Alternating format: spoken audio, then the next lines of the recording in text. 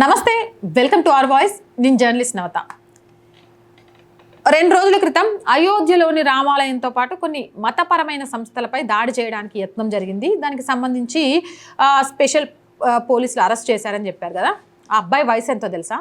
19 సంవత్సరాలు. 19 ఏళ్ల వయసులోనే ఉగ్రదాడికి కుట్రలు చేస్తున్నాడు. అయోధ్య సహా ఆలయాలనే టార్గెట్ చేశారు. అంటే ఆ 19 ఏళ్ల వయసులో ఒక మతోన్మాదిగా ఎలా మారిపోయాడు అనేది ఆలోచిస్తే ఈరోజు పిల్లలను టార్గెట్ చేసుకొని మతోన్మాదులుగా మారుస్తూ దేశ విద్రోహులుగా, ధర్మ విద్రోహులుగా ఎలా మారుస్తున్నారు అనేది చాలా క్లియర్గా అర్థమవుతుంది.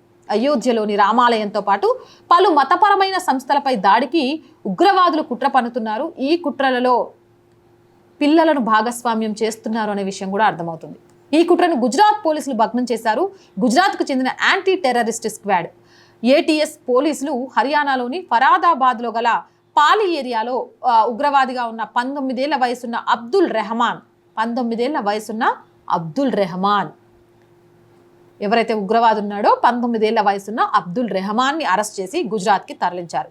నిందితుడు యూపీకి చెందిన వారిగా గుర్తించాడు. అతని నుంచి 2 గ్రెనేడ్లు, విప్లవ సాహిత్యం స్వాధీనం చేసుకున్నారు. విప్లవం అంటే ఏంటి? నాకు నిజంగా చాలా డౌట్. చాలామంది విప్లవ సాహిత్యం విన్నాము, విప్లవ సాహిత్యం వల్ల ఏంటి విప్లవం అంటే? కష్టపడుతున్న రైతుకు, పోరాడుతున్న కర్షకుడికి అండగా ఉండాల్సింది విప్లవం. సనాతన ధర్మం మీద దాడి చేయమని చెప్పేది విప్లవమా? దేశ ఔన్నత్యాన్ని దెబ్బతీయమని చెప్పేది విప్లవమా? పిల్లల జీవితాలను కాలరాస్తూ విప్లవ సాహిత్యాలు అంటూ మతోన్మాదులుగా మారుస్తున్న వైనాన్ని ఎలా చూడాలి? 19 ఏళ్ల కుర్రాడి దగ్గర అబ్దుల్ రెహమాన్ దగ్గర ఎలా గ్రానైట్లు వచ్చాయి?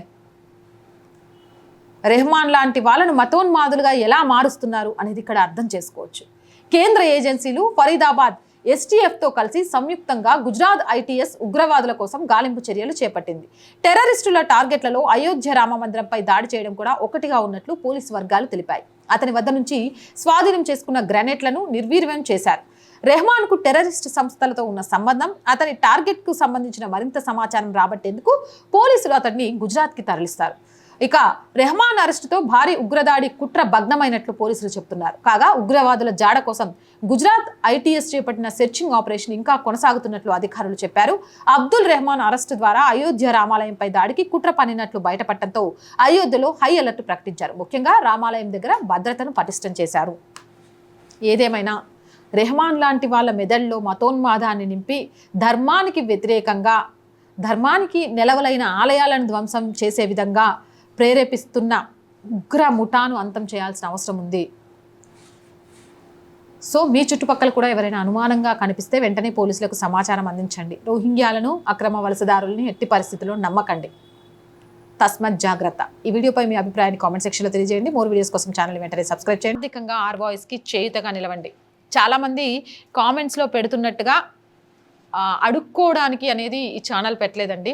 నిజంగా సంపాదించడానికి అయితే ఏ శాటిలైట్ ఛానల్లో ఒక పక్కన నుంచి దేవాలయాల మీద దాడులు జరుగుతుంటే, సినీ సెలబ్రిటీల వ్యక్తిగత జీవితాల మీద చర్చలు పెడుతూ వాటి మీద డిబేట్లు చేస్తే శాలరీస్ మస్తు సంపాదించుకోవచ్చు ఇంతకంటే.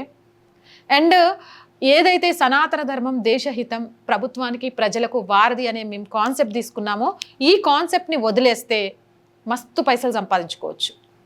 డబ్బు సంపాదించాలి అంటే చాలా ఉన్నాయండి. ఒక ఛానల్ని పెట్టుకొని ఒక ఆడపిల్లగా వచ్చే విమర్శల్ని, బాడీ షేమింగ్ గురించి చేస్తున్న కామెంట్లని తట్టుకుంటూ ఇలా ప్రతి ఒక్కరిని సహాయం కోరుకుంటూ ఛానల్ని నడపాల్సిన అవసరం లేదు.